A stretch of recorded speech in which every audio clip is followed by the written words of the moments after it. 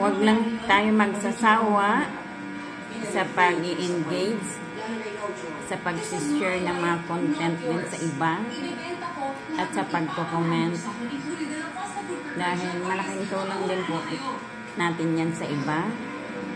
At huwag po tayo magsasawa sa pagpapalo din sa kanila para lahat tayo ay aangat. Lahat tayo makakamtan natin ang ating hinahangad kung ano man ang narating nila. Thank you sa lahat-lahat ng mga supporter ng Sila Family, Sila Vlog. Thank you. At nagugustuhan nyo rin ng iba kong mga content. Kahit bihira lang ako nakapag-post, andyan kayo parati. Maraming salamat sa inyo. God bless everyone.